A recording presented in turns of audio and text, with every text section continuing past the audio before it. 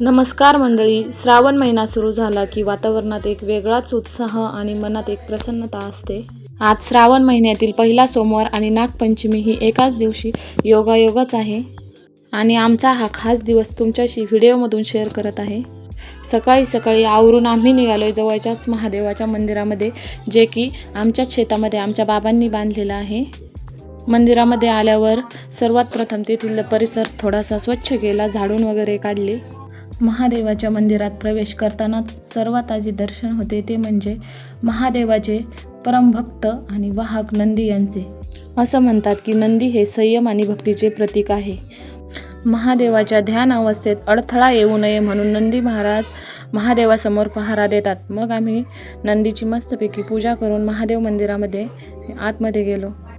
सर्वप्रथम पिंडीवर अगोदर पाणी आणि मग नंतर पंचामृत दूध याने मस्तपैकी अभिषेक करून घेतला आणि मग घरून जे पूजेसाठी साहित्य आणले होते एक एक करून ते अर्पण केले. जसे की पांढरे फूल, बेलाचे पान, आजची शिवमूठ, तांदूळ हे सर्व जे आणलं होतं ते महादेवाला मनोभावे अर्पण करून पूजा केली.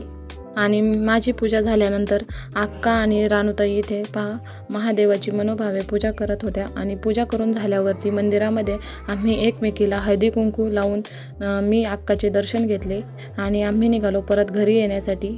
आणि घरी आल्यावर नागपंचमी विशेष आज पुरणपोळीचा बेत होता. मग इथे कुकरमध्ये डाळ शिजवून घेतली होती आणि मी त्याला गूळ टाकून परतून घेत होते. आणि परतून झाल्यानंतर इथे मम्मी पुरण चाळणीतून काढून घेत होत्या आणि त्या पुरण काढतायत तोपर्यंत इकडे मी कटाची आमटी करायची होती, त्यासाठी मसाला तयार करून घेत आहे.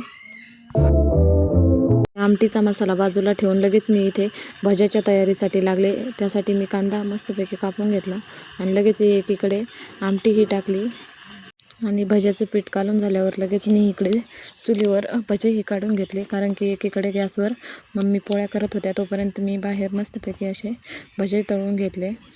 कारण स्वयंपाक पटपट आवरून आम्हाला वारुळालाही जायचं होतं. त्यासाठी इथे मुली मस्त साड्या घालून रेडी झाल्यात.